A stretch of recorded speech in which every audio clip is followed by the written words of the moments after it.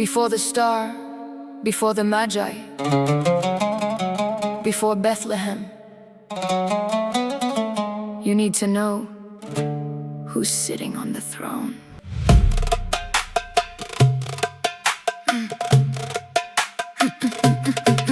Antiochus came with his Greek decree, Greek gods, Greek ways, no Torah, no temple, no Jewish days. Mattathias said, not in my town. Judas Maccabee turned the whole thing around. Jerusalem restored, the temple rededicated. Light in the temple, Hanukkah celebrated. But the fight didn't end, the family stayed strong. The Hasmoneans take the lead, priesthood power, independence. Temple restored, Judea stands, a kingdom rising from resistance. They win their freedom from the Greeks, but now who rules the temple, who rules the throne? David's throne was promised to David's seed, but the priesthood, that's a different line.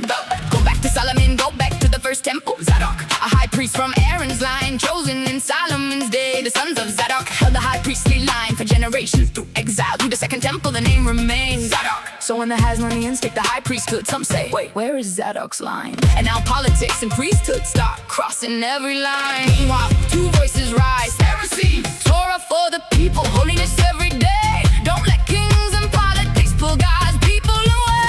Sadducees, temple priesthood, power in Jerusalem, regarding the altar and the ruling establishment. Different visions, different sides, and Judea's filling up with religious divides. And underneath the arguments is a deeper question: who has the right to teach, to rule, to serve?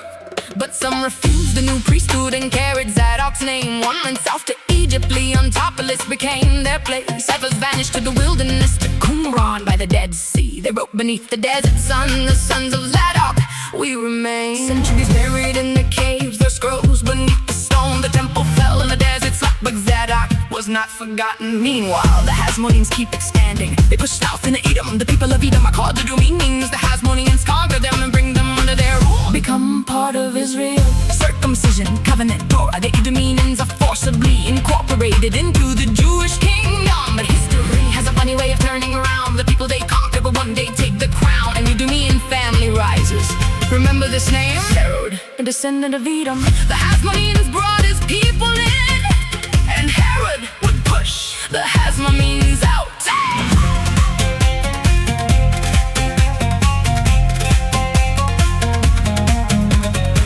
The dynasty that conquered Edom would fall to an Edomite king, and Rome would put the crown on his head. Pompey comes, Jerusalem falls, Rome walks into the story. The Hasmoneans still have titles, but Rome holds the power. Judea is caught between kings, priest parties, and an empire. Then 40 BCE, Rome makes a choice, not David's line, not a Hasmonean Herod. And I do me, and the Roman ally ascend, declares him king of the Jews. But a title isn't enough. 37 BC, Herod comes with Roman armies. Jerusalem is besieged. The Hasmonean dynasty falls. Herod takes the city. Herod is king.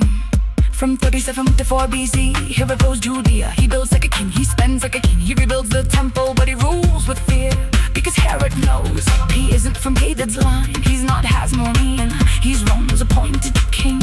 And if another king appears, his throne is finished.